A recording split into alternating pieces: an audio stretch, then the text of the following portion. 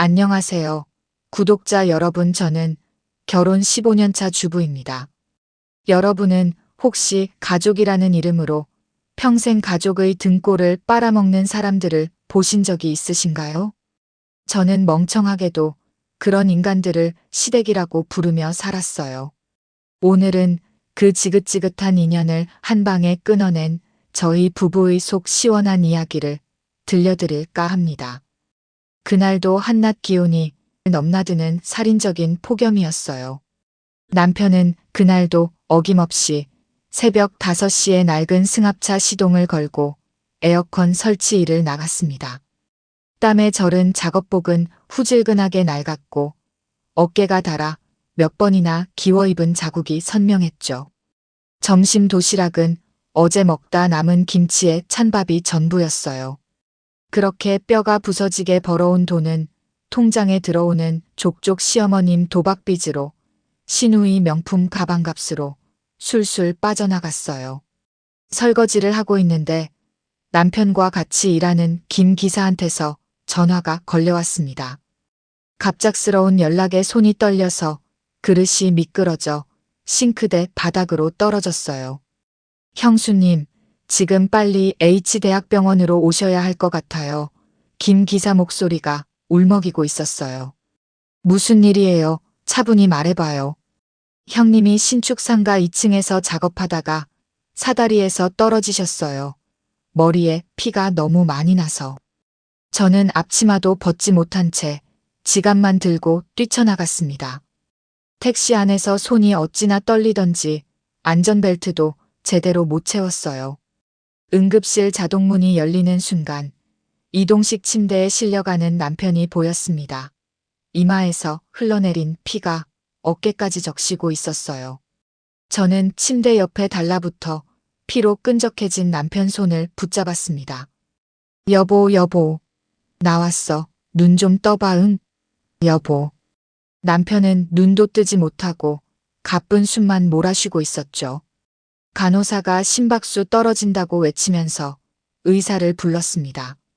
저는 떨리는 손으로 수술 동의서에 사인을 했어요. 수술실 앞 차가운 의자에 주저앉으니 그제서야 눈물이 쏟아졌습니다. 장장 4시간 동안 수술실 빨간 불은 꺼질 줄을 몰랐어요. 김 기사가 찌그러진 공구함을 제 무릎 위에 올려주며 말했습니다. 형님이 쓰러지면서도 이 공구함은 손에서 안 놓으셨어요. 고마워요. 김 기사 어머님이랑 시누이한테는 연락했어요. 그런데 두 분 다 전화를 안 받으시네요. 문자도 남겨놨는다. 마침내 수술실 문이 열리고 집도이가 마스크를 벗으며 걸어 나왔습니다. 보호자분, 환자분은 머리를 심하게 부딪혀서 뇌출혈이 심합니다. 솔직히 말씀드리면 자가 호흡이 어렵고 의식을 회복하기 힘든 상태예요. 저는 다리에 힘이 풀려 그 자리에 무너졌습니다. 귀에서 윙 하는 소리만 울리고 의사 말이 더 이상 들어오지 않았어요. 잠시 후 간호사가 다가오더니 차트를 들여다보며 말을 건넸습니다. 보호자분, 원래대로면 환자분 중환자실로 가셔야 하는데 오늘 자리가 다 차서 일단 1인실로 옮겨드릴게요. 자리 나는 대로 바로 옮겨드리겠습니다. 저는 고개만 끄덕였어요. 어쩌면 그 말이 다행이라는 생각도 들었습니다. 중환자실에 들어가면 하루에 단 한 번, 그것도 잠깐밖에 얼굴을 못 본다고 들었거든요. 이렇게 1인실로 옮긴다면 남편 곁을 떠나지 않고 지킬 수 있을 테니까요. 남편이 옮겨진 1인실은 조용했어요. 온갖 수액줄이 달리고 손발이 묶인 남편이 침대 위에 미동도 없이 누워 있었죠. 저는 따뜻한 수건에 물을 적셔 피로 굳어버린 발등을 조심스럽게 닦아냈습니다. 손톱 밑에 낀 작업 먼지까지 하나하나 빼주는데 자꾸만 눈물이 떨어졌어요. 밤 9시가 다 되어서야 시어머님과 시누이가 나타났습니다. 손에는 백화점 쇼핑백이 잔뜩 들려 있었어요. 두 사람은 남편 얼굴은 쳐다보지도 않고 곧장 원무과로 향했습니다. 잠시 후 영수증 한 장을 들고 병실로 들어온 시어머님이 종이를 제 얼굴에 내던졌어요. 1인실이 하루에 얼마짜린지 알아? 쯧쯧 이걸 어떻게 감당하려고. 어머님, 지금 그게 무슨 말씀이세요? 사람이 죽어가고 있는데. 옆에 있던 시누이가 콧방귀를 뀌며 거들었습니다. 옳게, 이미 식물인간이라잖아. 산소호흡기 떼는 게 서로 편해 안 그래? 잘 생각해봐. 저는 다친 사람 앞에 두고 그런 말을 하는 두 사람을 도저히 믿을 수가 없어서 그저 멍하니 쳐다만 봤어요. 시누이는 김 기사가 건네준 남편 공구함을 발로 툭 차더니 쓰레기통에 집어넣었습니다. 그 순간 제 안에서 무언가 뜨거운 것이 울컥 치밀어 올랐어요. 쓰레기통에 처박힌 공구함을 보는데 손끝이 부들부들 떨려왔어요. 저는 입술을 깨물고 호출벨에 손을 가져갔습니다. 그 모습을 본 시누이가 달려들어 제 손목을 거칠게 쳐냈어요. 옳게, 지금 뭐 하는 거야? 간호사 부르려고? 두 분 다 좀 나가주세요. 환자 옆에서 이러시면 안 돼요. 시누이는 들은 척도 안 하고 침대 머리맡에 놓인 남편 지갑을 낚아챘습니다. 그 안에서 현금과 신용카드만 쏙 빼내더니 빈 지갑은 병실 바닥에 내동댕이 쳤어요. 가죽이 다해진 그 지갑은 결혼할 때 제가 첫 월급으로 사준 선물이었습니다. 시어머님은 산소호흡기 소리만 울리는 남편 얼굴 바로 앞으로 다가갔어요. 내가 너 길에서 걷어다가 밥 먹이고 키워줬더니 이런 식으로 갚는 거냐? 평생 은혜도 모르는 새끼. 쯧쯧 돈 버는 기계가 고장났으니 갖다 버려야지 뭐 갖고 있으면 뭐해? 내 피 같은 생돈만 나가지. 어머님, 제발 그만하세요. 남편 다 듣고 있을지도 몰라요. 듣긴 뭘 들어, 식물인간이라잖아.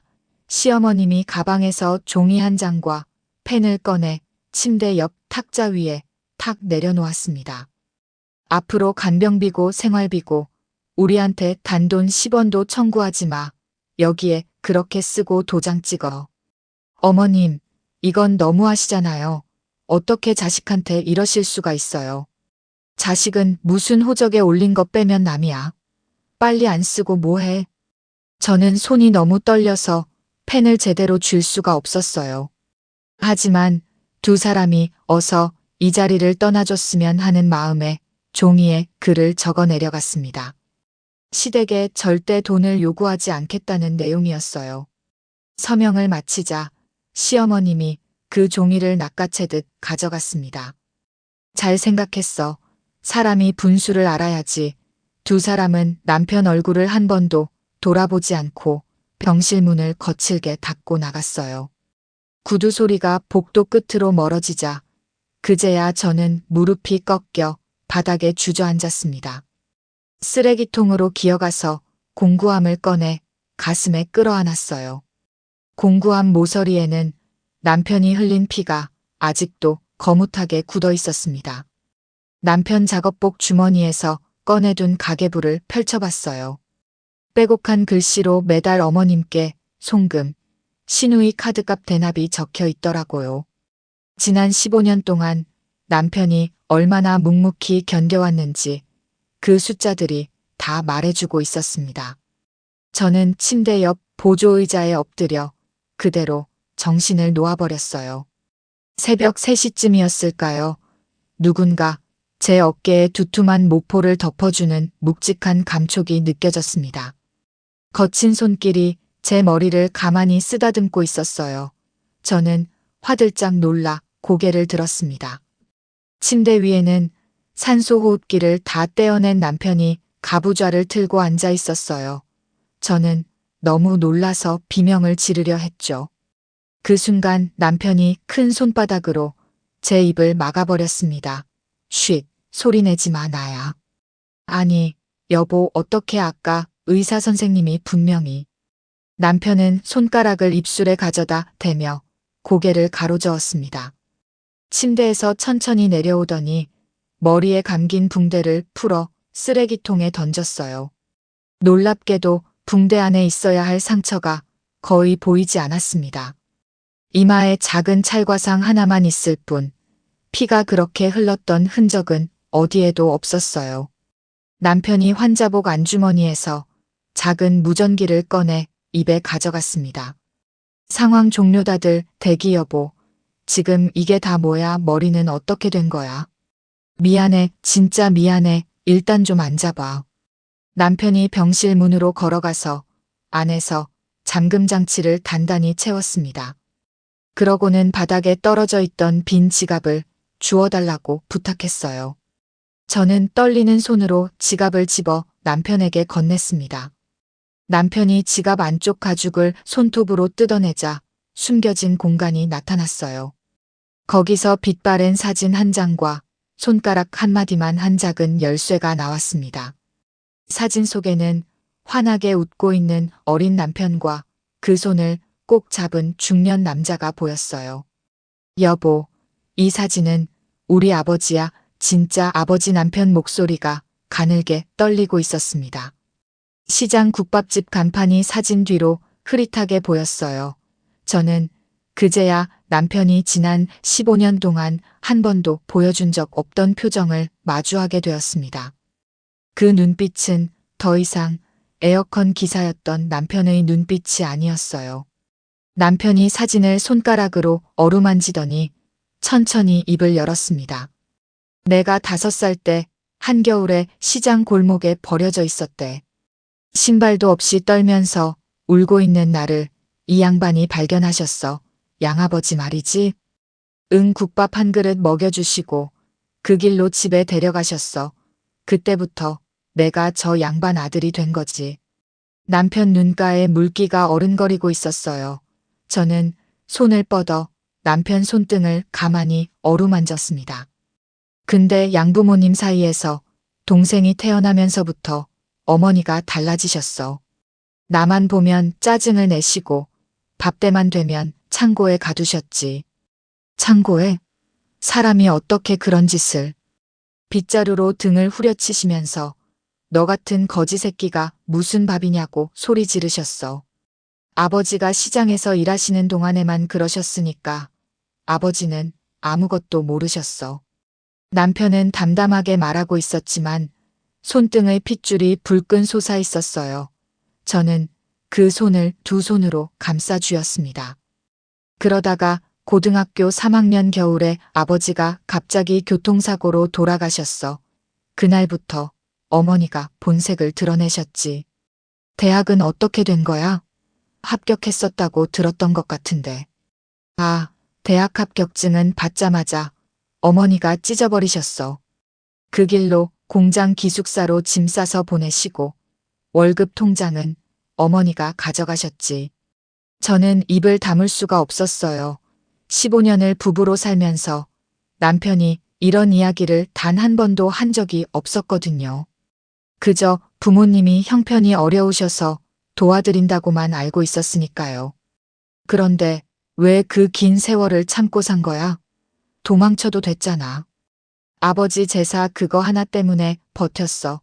내가 호적에서 빠지면 아버지 산소도 못 챙기고 제사도 못 모시잖아. 남편 목소리가 갈라지더니 마침내 눈물 한 줄기가 뺨을 타고 흘렀어요. 저는 그제야 남편이 왜 그토록 짐승 같은 대접을 받으면서도 침묵했는지 알게 되었습니다. 저는 손가락으로 그 눈물을 닦아주었어요. 남편이 무릎 위에 놓아둔 공구함을 끌어당겼습니다. 손에 쥐고 있던 작은 열쇠를 공구함 옆면에 꽂아 돌렸어요. 그러자 바닥이 이중으로 되어 있던 것이 천천히 들어 올려졌습니다. 여보, 이게 뭐야? 어머니랑 동생이 집안을 수시로 뒤졌어. 돈 될 만한 건 다 가져갔거든. 그래서 중요한 건 다 여기에 숨겨뒀어. 이중 바닥 안에서 작은 나무 상자가 나왔어요. 방습제로 꼼꼼히 쌓여 있었습니다. 남편이 떨리는 손길로 상자를 열자 안에서 새하얀 비단 천이 보였어요. 어린아이 옷이었습니다. 이건 내가 버려졌을 때 입고 있던 옷이래. 아버지가 평생 간직하고 계셨어. 세상에 옷감이 너무 곱다. 가슴 부분에는 금실로 정교하게 영문 두 글자가 수놓아져 있었어요. 그 위로는 날개를 펼친 독수리 모양도 보였습니다. 얼핏 보기에도 보통 집안에서 만든 옷이 아니었어요. 아버지 돌아가시기 전날 밤에 나한테 말씀하셨어. 이 상자는 죽을 때까지 꼭 지키라고. 그게 유언이셨어. 왜 그러신 거야? 아버지가 몰래 경찰서에 가셨더라고. 실종 아동센터에. 내 머리카락이랑 이 옷을 가져다가 등록을 해놓으셨대. 저는 숨을 멈추고 남편 얼굴을 바라봤어요. 이 모든 이야기가 너무 비현실적으로 느껴져서 꿈을 꾸는 것만 같았습니다. 한 달 전이었어. 모르는 번호로 전화가 왔어. 경찰청이라고 하더라. 경찰청에서? 그런 얘긴 처음 듣는데. 미안해, 당신한테 말 못했어. 너무 갑작스러워서 나도 정신이 없었거든. 남편이 다시 가방을 뒤져 서류 봉투 하나를 꺼냈어요. 그 안에서 나온 종이를 펼쳐 제 무릎 위에 올려놓았습니다. 복잡한 표와 그래프 사이에 친자 일치 확률 99.99%라는 글자가 또렷하게 보였어요. 미국에서 큰 건설 회사를 하시는 분들이래. 30년 전에 한국 출장 왔다가 나를 잃어버리셨다고 하시더라. 여보, 그분들이 내 진짜 부모님이셔. 그래서 만났어. 두 분 다 나를 보자마자 우셨어. 저는 종이를 든 손이 부들부들 떨려서 글씨가 흐릿하게 보였습니다. 남편은 제 손을 꼭 잡고 말을 이어갔어요. 그리고 이 병원은 내 진짜 아버지께서 지분 가지고 계신 곳이야. 그래서 오늘 일 다 내가 꾸민 거야. 남편 말이 끝나기가 무섭게 제 입에서 짧은 한숨이 새어나왔어요. 가슴이 쿵쿵 뛰면서 머릿속이 하얘졌습니다. 꾸몄다니 그게 무슨 말이야? 머리에서 피가 그렇게 많이 났는데. 분장이야. 진짜 아버지 쪽에서 보내주신 분장팀이 응급실 들어가기 전에 도와주셔서 가짜 피랑 실리콘으로. 남편이 침대 옆 의료기기 뒤쪽을 손가락으로 가리켰어요. 거기에는 손바닥만 한 작은 기계 하나가 테이프로 단단히 붙어 있었습니다. 심장 박동 보여주는 그 화면 있잖아. 그것도 다 미리 짜놓은 프로그램이야. 의사 선생님도 우리 편이고. 여보, 진짜 너무했다. 나한테까지 이렇게 거짓말하면 어떻게. 저는 손바닥으로 남편 어깨를 살짝 때렸습니다. 눈물이 핑 도는데 안도감과 서운함이 한꺼번에 밀려왔어요. 남편이 두 손으로 제 얼굴을 감싸주었습니다. 미안해, 정말 미안해. 당신한테까지 거짓말한 거 평생 갚을게. 왜 나한테도 말 안 한 거야? 힘들 때도 좋을 때도 함께 하자고 결혼한 거잖아. 당신 연기 못하잖아. 어머니랑 동생 앞에서 들통날까봐. 그래야 진짜 본색이 나올 것 같았어. 저는 그 말에 더 이상 따질 수가 없었어요. 이 사람이 얼마나 오래 이 순간을 준비해 왔는지 짐작이 가더라고요. 지난 몇 주 동안 퇴근하고도 노트북을 끼고 살았던 게 기억났습니다. 법률 서류 같은 걸 들여다보던 모습이 이제야 이해가 되었어요. 남편이 침대 머리맡 위쪽으로 손을 뻗었습니다. 환풍구 모서리에서 새끼 손톱만 한 검은 물체를 떼어냈어요. 작은 카메라였습니다. 이것도 미리 달아놨어. 어머니랑 동생이 하는 말들 전부 다 녹화해두려고. 남편이 가방에서 태블릿을 꺼내 카메라를 연결했어요. 잠시 후 화면에 시어머님 얼굴이 또렷하게 떴습니다. 이미 식물인간이라잖아. 산소호흡기 떼는 게 서로 편해. 신우이 목소리도 영상 속에서 선명하게 흘러나왔어요. 저는 그 영상을 보면서 다시 한번 치가 떨렸습니다. 방금 직접 겪었는데도 화면으로 다시 보니까 더 끔찍했어요. 이런 사람들이 정말 사람이 맞는지 의심스러웠습니다. 여보, 나도 같이 할래. 이 사람들 끝까지 가만 안 둬.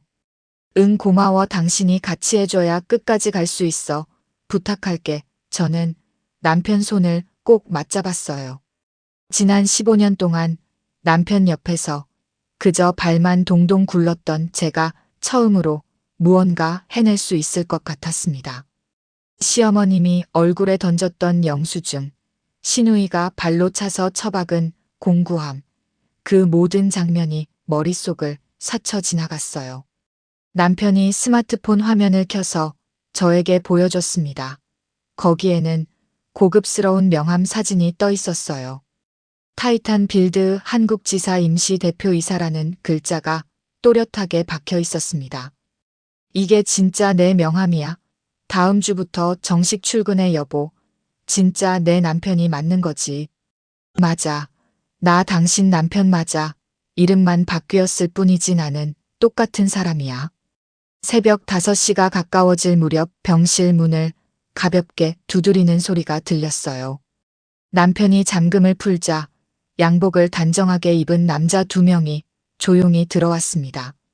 한 사람은 의료기기들을 능숙하게 회수해서 큰 가방에 담았어요. 다른 사람은 옷가방을 침대 위에 올려두고 가볍게 목례한 뒤 다시 나갔습니다. 여보, 갈아입자 오늘 갈 데가 있어. 남편이 환자복을 벗고 짙은 남색 양복을 꺼내 입었어요. 펑크러진 머리를 빗으로 단정하게 빗어 넘기는데 거울 속 남자가 낯설게 느껴졌습니다. 저 사람이 정말 매일 땀에 절은 작업복으로 들어오던 남편이 맞는 건지 헷갈렸어요.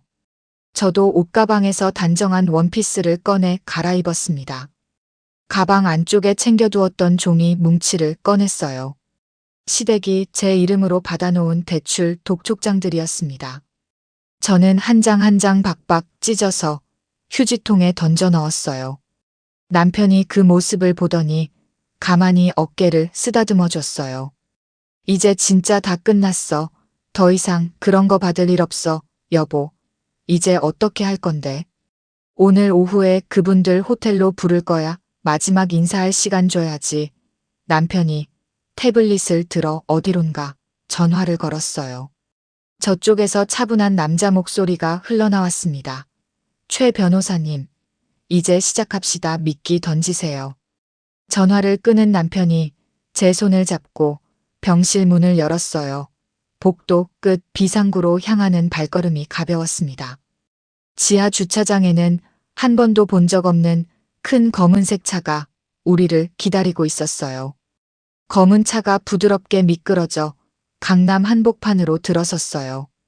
유리창 너머로 높다란 빌딩 하나가 모습을 드러냈습니다. 꼭대기층에 타이탄 빌드라는 큼지막한 글자가 걸려 있었어요. 저는 입이 떡 벌어져서 한참을 올려다봤습니다. 전용 엘리베이터를 타고 꼭대기층에 도착하니 양복 입은 사람들이 양옆으로 도열해 있었어요. 가운데 길을 따라 걸어가니 통유리창 앞에 2분이 서 계셨습니다. 중년의 신사가 천천히 돌아섰는데 그 얼굴이 남편과 너무 닮아서 제가 다 깜짝 놀랐어요. 옆에 계신 우아한 부인이 손수건으로 입을 가리며 눈물을 글썽이고 계셨습니다. 네가 내 며느리구나 오느라 고생 많았다. 시아버님이 제 손에 작은 상자 하나를 쥐어주셨어요. 열어보니 다이아몬드 목걸이가 들어있었습니다. 저는 너무 황송해서 어쩔 줄을 몰랐어요. 아버님, 이렇게 귀한 걸 어떻게 받겠어요? 아니다. 내 아들 지켜준 사람한테 이까짓 게 뭐가 귀하다고 받아두어라. 시어머님이 말없이 다가오시더니 저를 와락 끌어안으셨어요.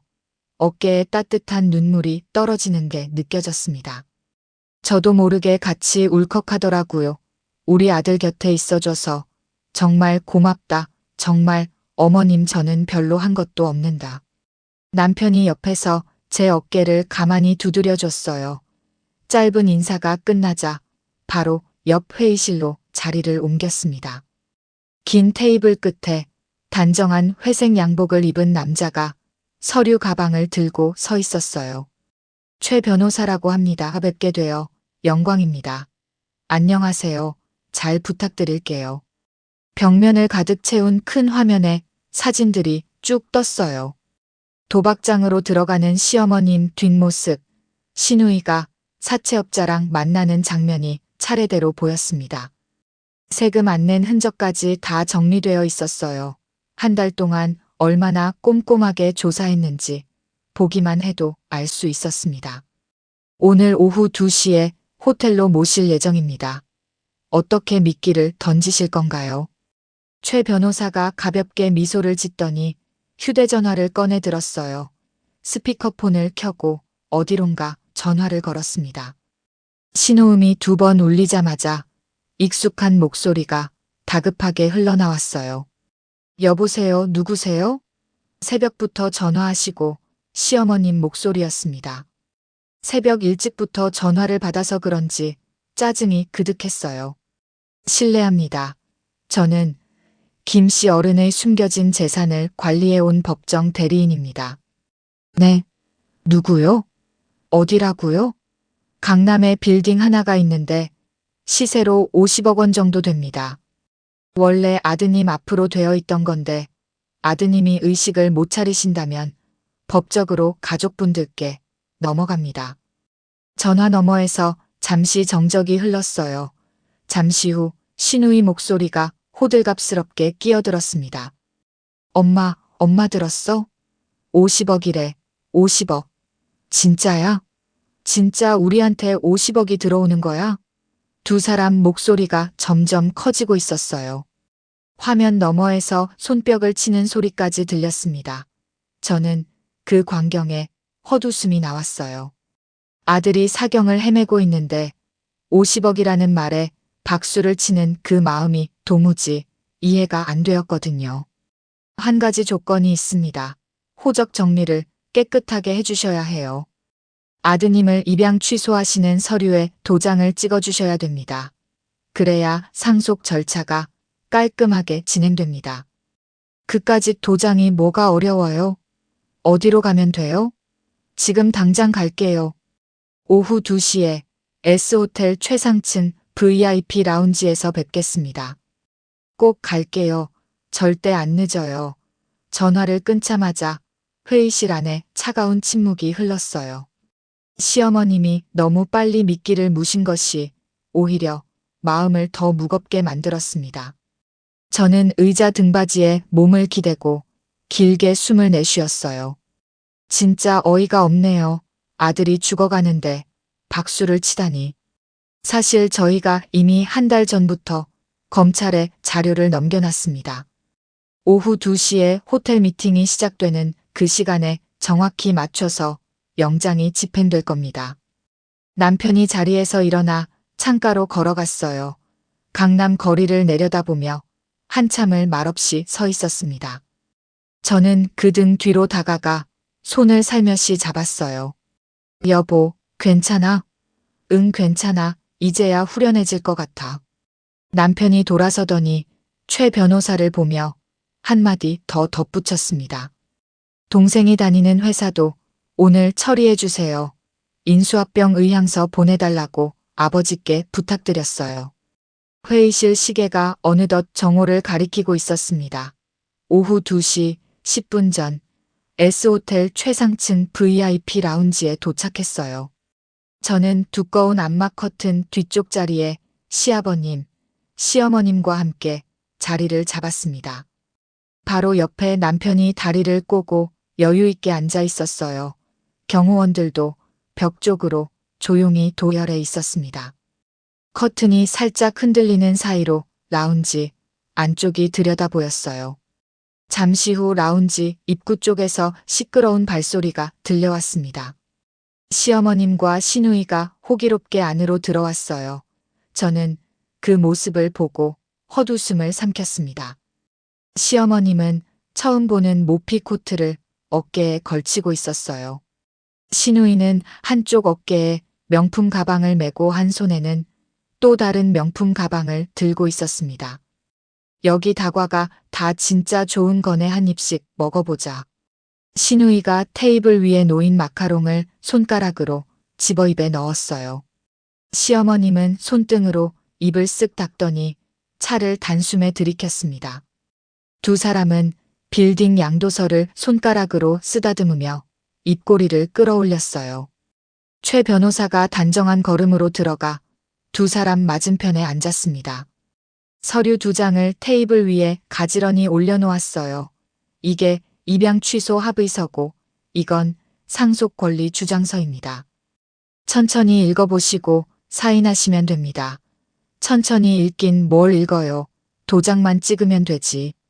시어머님이 가방에서 빨간 인주와 도장을 꺼내셨어요. 종이를 한 장씩 넘기지도 않으시고 첫 페이지에 그대로 도장을 콱 찍으셨습니다. 신우이도 옆에서 자기 도장을 꺼내 똑같이 따라 찍었어요. 두 사람 손짓에 망설임이라곤 한 톨도 없었습니다. 변호사님, 우리가 한 가지 더 써드릴게요. 신우이가 종이 한 장을 따로 꺼내더니 거기에 뭔가를 막 적기 시작했어요. 저는 옆에서 그 글씨를 가만히 지켜봤습니다. 이제 저 인간은 우리 집안이랑 완전히 남이에요. 죽어도 우리는 장례식 비용 한 푼도 안 냅니다. 신우이가 그 종이에도 도장을 꽝 찍어서 최 변호사 앞으로 밀어놓았어요. 저는 그 순간 가슴이 서늘해지더라고요. 피 한 방울 안 섞였다 한들 어떻게 자기 오빠한테 이런 말을 할 수 있는지 싶었습니다. 옆에 앉아있던 남편이 짧게 숨을 들이마시는 소리가 들렸어요. 좋습니다. 서류는 잘 받았습니다. 최 변호사가 종이를 가지런히 정리하더니 정장 안주머니에서 작은 리모컨을 꺼냈어요. 그러고는 우리 쪽을 향해 가볍게 고개를 까딱했습니다. 시아버님이 옆에서 천천히 자리에서 일어나셨어요. 리모컨 버튼이 눌리는 작은 소리가 들리자 암막 커튼이 양옆으로 스르륵 열리기 시작했습니다. 시어머님이 들고 있던 찻잔이 손에서 미끄러져 카펫 위로 떨어졌어요. 신우이는 입을 벌린 채 그 자리에 굳어버렸습니다. 홍차 한 방울이 시어머님 흰 블라우스 위로 길게 번져나갔어요. 엄마 저거 오빠 아니야? 엄마야 저게 어떡해. 남편이 자리에서 천천히 일어나 커튼 밖으로 걸어 나갔습니다. 양복깃에 단 황금색 배지가 천장 조명을 받아 반짝였어요. 남편 뒤를 따라 시아버님과 시어머님, 그리고 저도 함께 걸어 나갔습니다. 시아버님이 서류 한 장을 테이블 위에 휙 던지셨어요. 방금 댁들이 도장 찍어서 호적에서 빼버린 사람이 누군지 아십니까? 내 외아들이요. 우리 회사 아시아 총괄 본부장이고. 시어머님이 그제야 의자에서 미끄러져 바닥에 주저앉으셨어요. 무릎으로 카펫을 기어와 남편 바짓가랑이를 두 손으로 움켜쥐셨습니다. 아들아, 엄마야 엄마 좀 봐. 내가 너 키워준 엄마잖아.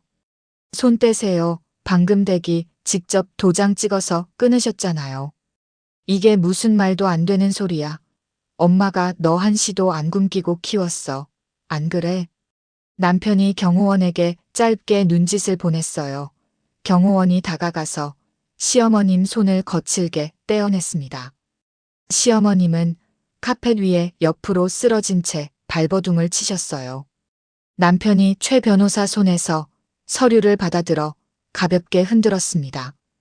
방금 도장 찍으신 이 서류, 법적 효력 발생했습니다. 이제 진짜 남남이에요. 남편이 테이블 위에 노트북을 올려놓고 화면을 켰어요. 회의실 벽면 전체를 덮은 큰 화면이 천천히 환해지기 시작했습니다. 노트북 화면이 라운지, 벽면 가득 떠올랐어요. 새벽 병실에서 찍힌 영상이 그대로 재생되기 시작했습니다. 시어머님이 남편 얼굴 앞에서 산소호흡기를 떼라고 소리치는 장면이 또렷하게 흘러나왔어요. 신우이가 콧방귀를 뀌며 거들던 모습까지 하나도 빠짐없이 다 들어있었습니다. 이미 식물인간이라잖아. 산소호흡기 떼는 게 서로 편해. 화면 속 신우이 목소리가 라운지 안에 쩌렁쩌렁 울려 퍼졌어요. 그때 라운지 입구가 벌컥 열렸습니다. 까만 점퍼를 입은 사람들이 양쪽 문을 통해 동시에 들이닥쳤어요. 가슴에 수사대 마크가 또렷하게 박혀 있었습니다. 앞장선 수사관이 시어머님 앞에 서서 종이 한 장을 펼쳐 보였어요. 불법 도박 및 세금 포탈 혐의로 체포영장 집행하겠습니다. 이게 무슨 짓이야? 내가 뭘 했다고. 시어머님이 발버둥을 쳤지만 수사관 2명이 양옆에서 팔을 단단히 붙잡았어요. 손목에 차가운 쇠소리가 짤깍 채워졌습니다. 바로 그 순간 신우의 휴대전화가 요란하게 울리기 시작했어요. 화면을 들여다본 신우의 얼굴이 새하얗게 변해갔습니다. 엄마, 우리 회사가 인수합병 됐대.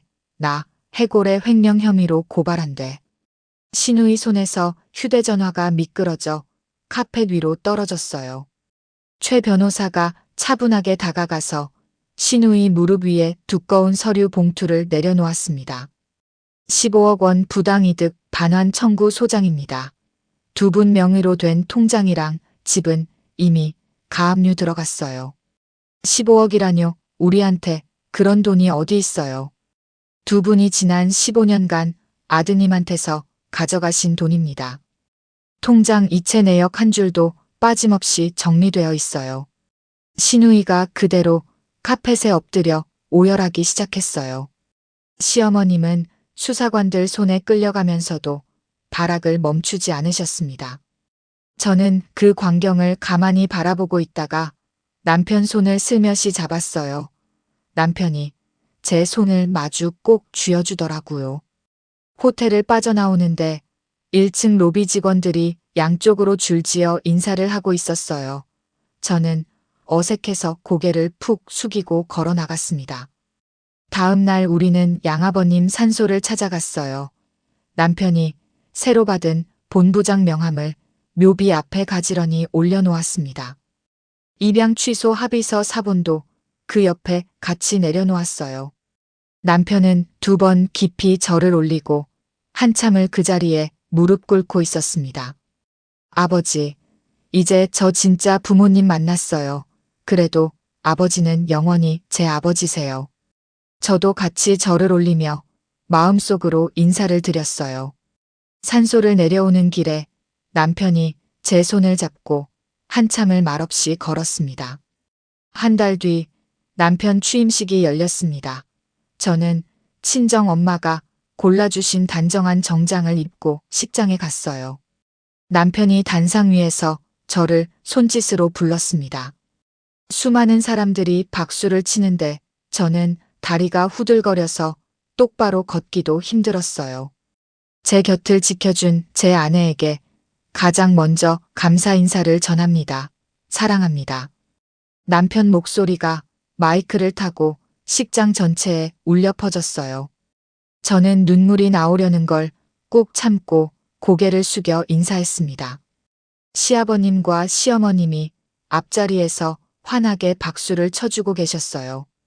요즘 저희는 한강이 내려다 보이는 새 집에서 살고 있어요.